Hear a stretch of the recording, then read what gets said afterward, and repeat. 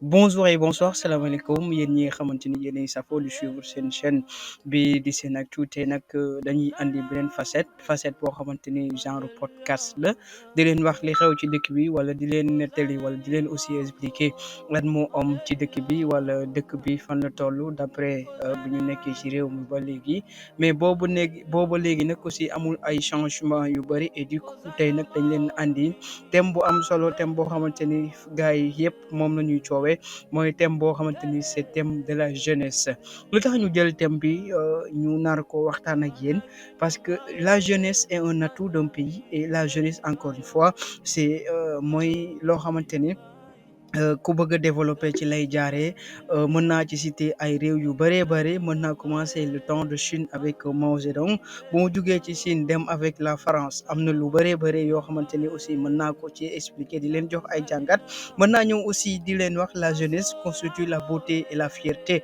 d'un peuple disait le chanteur sénégalais El Hadji Ndiaye mais de nos jours encore une fois cette jeunesse est laissée en rade et si on continue dans cette même mouvance ou dans cette affirmation ça colle encore une fois plus avec la réalité quotidienne puisque jeunes yu bëri dañ leen di consulter wala dañuy am espoir de vivre ou l'espoir de rester au Sénégal looloo waral jeunes yu bëri aussi souvent ñoom ñu jël gaal gi di dem émigration clandestine malgré ñi ci des bëri na surtout en cette année ou époque boo xamante ne le temps est crucial bu ñu continuer nag am na ay faits yu bëri du moment il constitue les acteurs principaux boo xamante ni il peut booster l'économie d'un pays wala ñu mën a développer loo xamante ni sont les couches sociales et industrielles ce sont les métamorphoses wala yoo xamante ni ñooy permettre réew ñu mën a nar a développer mais ci noonu nag y a beaucoup d'arpentes yoo xamante ne qui gangrènent leur chemin bu ñu naree den dès lors il s'avère nécessaire de s'interroger sur les symptômes dont souffre cette classe d'âge parmi ces symptômes nous pouvons d'abord parce que jeunes yu bëri aussi bu ñuy wax y a l'indiscipline y a le manque d'éducation am na lu bëree bëri mooy jàpp la majeure partie jeunesse bi moo tax ñoom du ñu dem dañuy gis ay jeunes yoo xamante ni sont diplômés bac+5 dañuy gis ay jeunes yoo xamante ni sont des maîtrisards ou yoo xamante ni dañuy dem ba université master mais am na ñoo xamante ni aussi yàlla dafa dogal di seen jàng bi soriwul et du coup c'est très compliqué et du coup nag tey dañu bëgg développer leen andi leen benn un développement solide un développement boo xamante ni vous-même vous allez comprendre di ngeen xam lan moo tax la jeunesse encore une fois aujourd'hui peine à avoir du travail wala lan moo tax jeunesse aujourd'hui ça complique de leur côté parce que boo xoolee la majeure partie de la population sénégalaise sont des jeunes yoo xamante ni nag aussi chaque jour di yeewu ndekki wala jeunes yoo xamante ni xëy di teg ataaya wala jeunes yoo xamante ni foo mënti dem da ngeen di fekk ci yoon bi mais saay loolu moom je crois bien que du dem parce que bu ñu xoolee jeune wala lu tax ñoom ñuy wax jeune wala pourquoi bu ñu waxee une politique on passe directement à la jeunesse souvent période campagne période électorale la ñu ñi bëree di soxla ay jeunesse mais jeunesse bi nag gis nañ aussi y a agression yu bëri bu ñu demee ci agression bi y a y a fait divers yu bëri voilà donc loolu en amont la woon mais dama leen di jox benn information boo xamante ne mooy circuler pour le moment. Alerte aux étudiants et toutes les personnes qui vont lire ce message d'alerte. Encore une fois, je vous informe qu'il y a des frères et amis, parents sénégalais ou bien même des étrangers qui sont en Côte d'Ivoire, Maroc, Nigeria, etc., qui discutent avec vous en disant qu'ils travaillent dans une entreprise là-bas. Maanaam dañuy liggéey ci entreprise fële ca Côte d'Ivoire. Parfois dañuy waxtaan ak yéen que ce soit dans les canaux WhatsApp, Facebook, Snapchat, Instagram bari na dañ leen di proposer ngeen envoyer seen demande wala seen CV wala seen lettre de motivation wala boo leen demee ñu di leen des frais de dossier yoo xamante ni ça s'élève mu ni dañuy jënd ay timbre yi nag quelque temps bu ñu demee ñu avancé ñoom da leen di ni il faut ngeen verser une somme wala quelqu'un ci ñoom ñoo xamante ni seen jargon bi ñoom kenn ci ñoom contacter leen mu ni encore une fois entreprise bi jël na la mais boobaa nag sa salaire bi ça tourne autour de 250 000 à 300 000 400 ba 500 sax bëri na personne bi nag vous demandera d'être encore une fois ngeen ñëw def entretien déplacé wu ba fële ca Côte d'Ivoire mais boo fa demee nag certainement boo demee da ngay gis koo xamante ne ils font bu ñu xamee que da ngay ñëw ils organisent de telle sorte sorte que di nga xam ni li kii entretien moo ko tax a ñëw mais alors que au fond sont des fraudeurs yoo xamante ne bi nga demee y a aussi ki lay y a l'accueil la direction de l'accueil boo demee ci accueil bi ñu yóbbu la sur un directeur boo xamante ni c'est un Sénégalais comme toi léegi dem na ba dugg ci guute bi moom xamatul nan la ciy génn du coup il veut se payer comment il va se payer léegi dañuy ni waa ji man mën naa am ci ñoom dara léegi en somme je vous informe que ñooñu ñëpp ñi leen di wala ñiy waxtaan ak yéen sont des agents de Kiwinet. Kiwinet nag ku ko xamul depuis ça existe au Sénégal yàgg na fi nag am na ñu bëri aussi jot nañ tëj seen entreprise wala am na ñu bëree bëri ñoo xamante ni aussi jaar nañ ci léegi nag bon xanaa balaa may continuer je prends un peu la peine ñu waxtaan ak kii xam naa ab ndaw la aussi dinañu expliquer lu bëree bëri ci appel bi. Bernard ñoo ngi lay woowaat xam naa bu ñu paree après dinañ la revenir le temps que ñu continuer di waxtaan ak les internautes et ça commence à être délicat et encore une fois l'essence gars yi fi ma toll woon mooy le projet mooy ñi dëkk Sénégal gi di leen woo à l'extérieur di leen ni ici au Sénégal il y a des agents yoo xamante ni am na entreprise bi leen bëgg a recruter alors que loolu ay naxi mbaay la yéen yoo xamante ni aussi vous êtes conscient yéen yoo xamante ni vous êtes diplômé yéen yoo xamante ni aussi vous êtes des bacheliers vous êtes nouveaux bacheliers parfois nag am liggéey parfois day métti Sénégal lu bëree dina la permettre yow nga dugg ci guute yi guuto yoo xamante ni doo xam fan nga ko mën a waxee wala guuto yoo xamante ni doo xam fan nga ci génnee am na yu bëri nag yi jot Sénégal mën nañ ci ñëw c'est-à-dire mooy le cas de Chérif un jeune joueur xam naa ne cas boobu aussi moo ko yóbbu fële ca Ghana gis ngeen aussi moom moo lëmbee réseaux sociaux yi dem na ba foofu ñu yóbbu ko je crois bien que le transport ça s'est élevé à 250. ba mu demee nag ñoom ñu xam ne que ni waa ji léegi pexe amatul il faut que ñu laaj ko benn somme boo xamante ni c'est conséquente ñu dem ñu ni ay waajuram boo envoyé plus de 850 000 léegi sa doom bi xam naa fii lañ koy rey et je crois bien que cas bi sax foofu la mujjee gis nañu Sénégal aussi que soit les joueurs sénégalais ou les joueurs internationaux ku nekk aussi mooy génn di poster di ñaawlu aussi y a la fédération ghanéenne aussi génn bëgg expliquer wala seetal heureusement le gouvernement dem na ba jël les choses en main mais lu bëri nag gis nañ le problème est crucial gars yi problème bi nag dafa métti fu ñu toll nii Sénégal on a dit que la population s'élève à 16 ou à 18 millions d'habitants mais la majeure partie 18 millions mën nañ 14 millions yëpp daanaka sont des jeunes mais jeunes yoo xamante ni liggéeyuñu jeunes yoo xamante ni moo tax concours yi boo fa demee day fees del day fees lu tax man dem na Dakar et j'ai rencontré concours FASTEF bi mais bu mu fa demee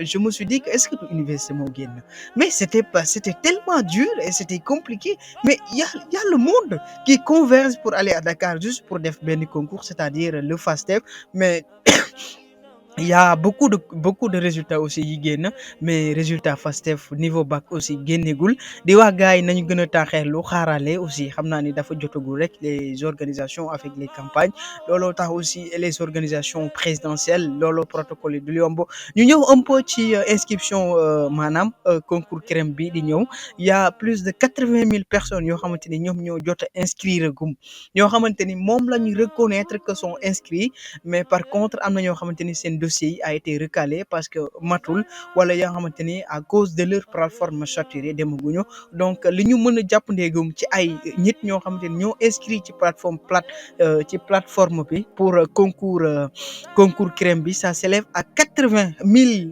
personnes ñoo inscrire gum mais gis nañ aussi à chaque année il y a plus de 200 000 personnes à 300 000 jeunes yoo xamante ni ñooy génn sur les marchés de l'emploi alors que l'État aussi ne peut pas proposer plus de 30 000 emplois par année mais loolu c'est compliqué mais dañuy gën a augmenter le chômage day gën a augmenter aussi beaucoup de problèmes yoo xamante ni ça permettre jeunesse yi ñu dem ci ay goutte yu bëri bu ma waxee goutte nag mën naa ñëw un peu sur les conséquences yi lan la mën a doon il y a l'agression gis nañ ko il y a le vol il y a la suicide, il y a le banditisme, il y a l'immigration clandestine. Ci noonu nag mën naa joxe benn exemple un célèbre tiktoker braqueur de Linguère à Thiès. Le célèbre tiktoker alias SK a été arrêté kooku jàpp nañ ko aussi c'est un célèbre moo xamante ne mu ne influenceur la nekk ci réseaux sociaux yi ndekete ci ay defkatu ñaawte yi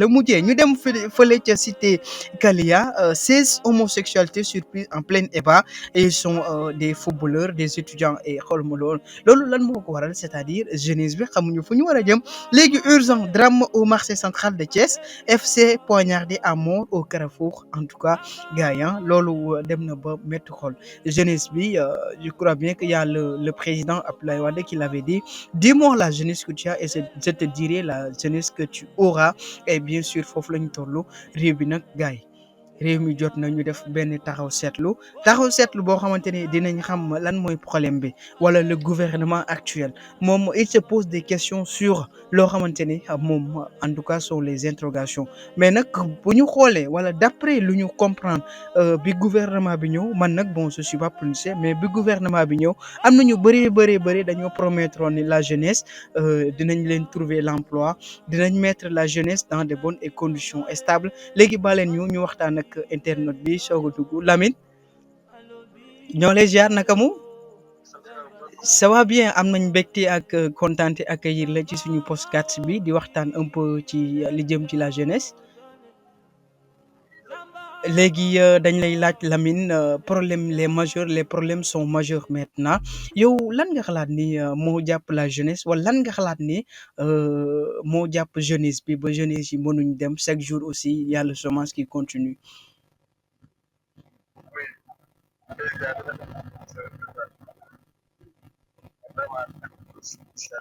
Mhm,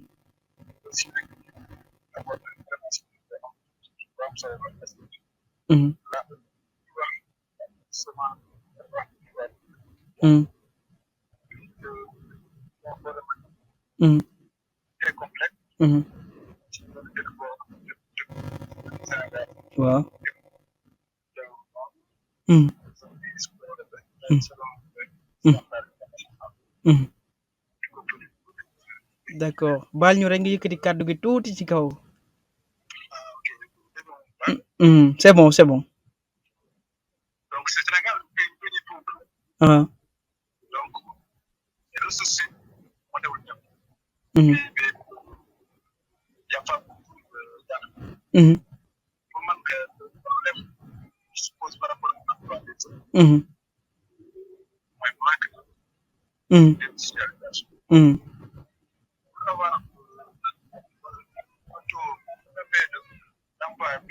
mhm, mhm, mhm,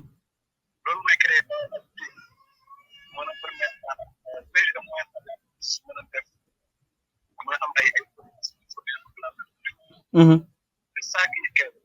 mhm, mhm, mhm, mhm.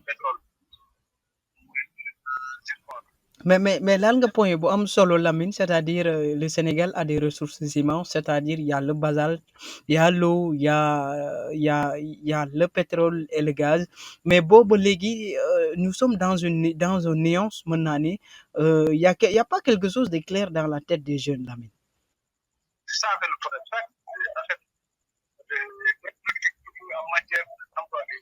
Mhm,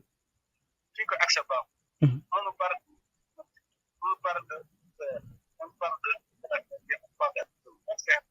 mhm,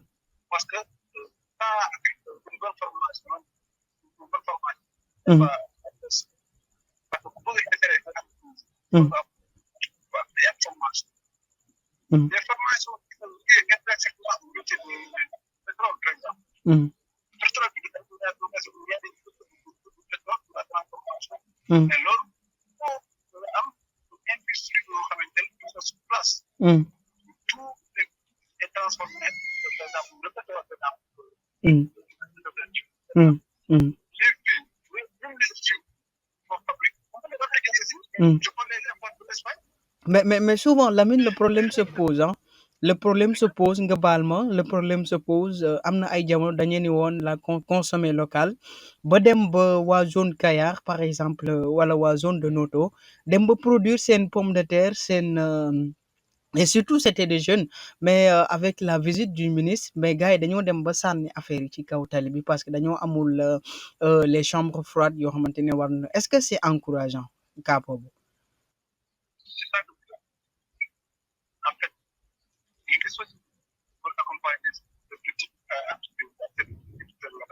Mhm, mhm,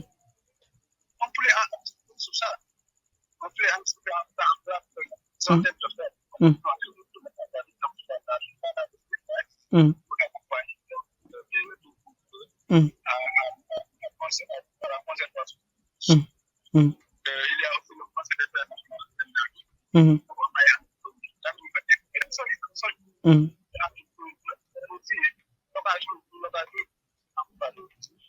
mhm, mhm, mhm, mhm.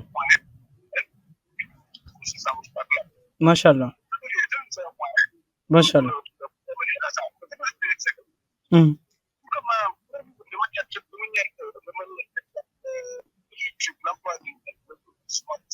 mhm, mhm, mhm,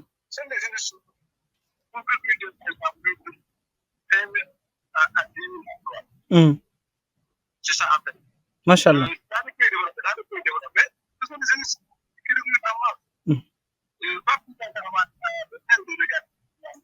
mhm,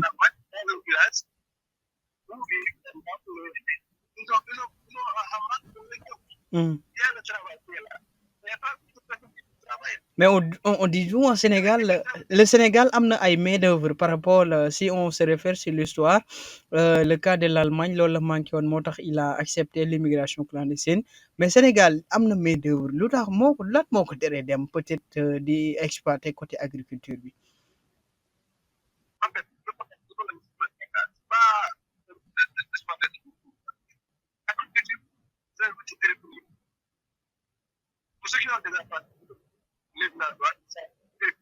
Mhm,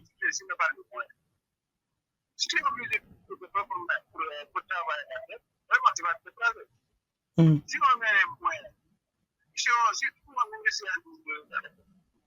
mhm, mhm.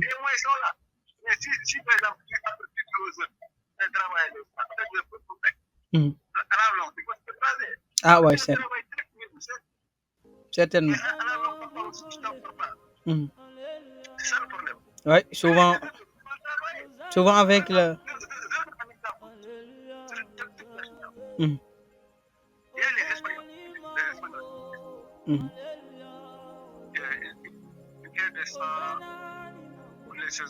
mhm. Oui, il y en a, ouais. Mhm. Bon, loolu jar na ay gëstu de moom. Mhm,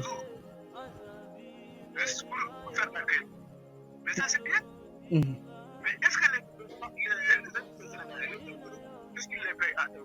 D'accord, mais souvent je pense bien que Lamine, il n'y a pas de contrôle dans le travail, dans le secteur privé. Mon contrôle, est-ce que desul aussi dans le secteur privé?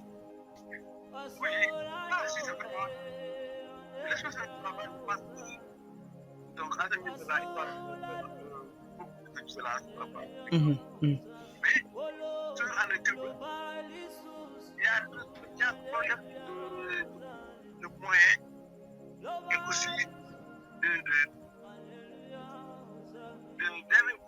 mhm, mhm, mhm, mhm. D'accord. Mhm, mhm.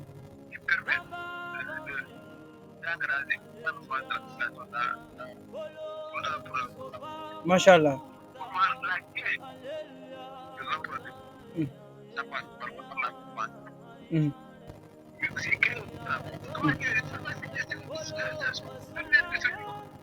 Mhm. Mhm.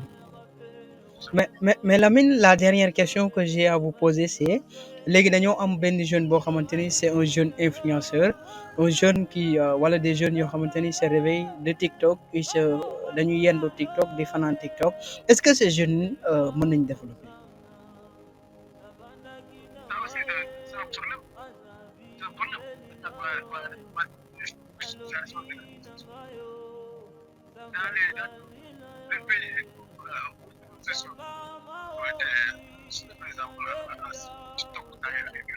Bah ouais, ouais, surtout en Chine, à moins de 18 ans. Mhm. Mhm.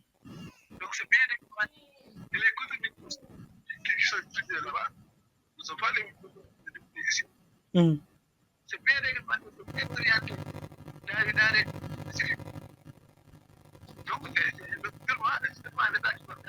Machallah.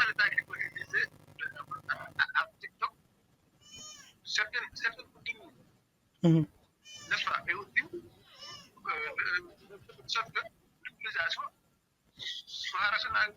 Machallah. Man ko machallah.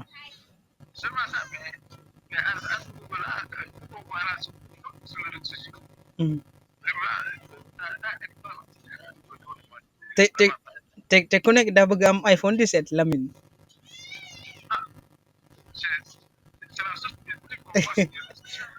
Macha allah léegi ban message nga am ban message exactement pour l'éveil de conscience.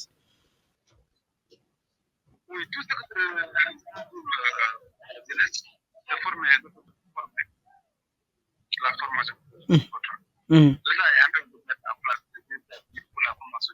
Mhm. Mhm. Mhm.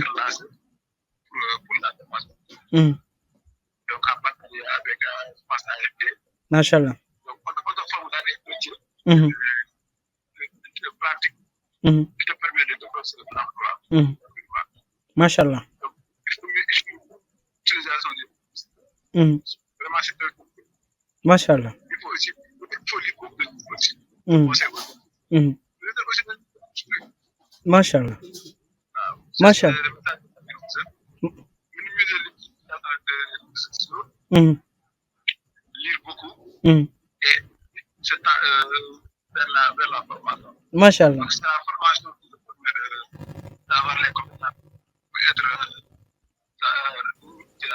Macha allah. Macha allah. Macha allah. acca kon Lamine kontaan nañ di la ñoo lay jaajëfal di la ndokkeel. Merci beaucoup amal jàmm Lamine. Merci beaucoup. En tout cas, c'est un plaisir de discuter avec certains internautes qui connaissent. C'est un expert en informatique, en génie logistique, bien sûr. Mais d'ailleurs, il peinait à avoir beaucoup de travail, mais à un moment donné, avec son courage et son engagement, encore une fois, il a dit que la jeunesse d'aujourd'hui doit avoir une formation. Wala ndaw yi léegi dañoo war a dem envers l'information. De lire, surtout, c'est l'essentiel. Parce que da ngay gis ay jeunes yoo xamante ne universitaires, parce que souvent, conjuguer les verbes, aller au terme. Mais ça devient un problème crucial, que ce soit à la jeunesse, que ce soit aussi à tout le monde. Voilà, des gens, parfois tu rencontres des autorités, yoo xamante ni buñ ne la clé, bu ne la clé, la langue de Molière, da ngay bëgg daw. Mais là, donc, c'est pas le sujet. C'est-à-dire, le sujet d'aujourd'hui, c'était comment la jeunesse d'aujourd'hui peut avoir de l'emploi, comment la jeunesse d'aujourd'hui peut stopper les réseaux, voilà, comment la jeunesse d'aujourd'hui peut exploiter les réseaux sociaux ba ñoom ñu mën ci am même boo amul sax ñu lay fay salaire nga xam avec les réseaux sociaux mën nga cee gagner lu bëri mais pas xëy di fecc di maquillage ou di jëmali suba. L'essentiel c'était ça, di leen wax ni continuer leen di abonner commenter encore une fois ci tendance podcast, ça vient de commencer et encore une fois c'est tout nouveau. Chaque jour dinañ am ay thèmes yu bees di leen ko waxtaanee ñoo leen di jaajëfal di leen ñaanal encore une fois ngeen passé ngeen talu jàmm avec tendance ou buzz. Di leen ñaanal ngeen continuer di wéy di abonner partager ndax ngeen bañ a raw ci suñu information yi. Bisous et au revoir, ciao ciao.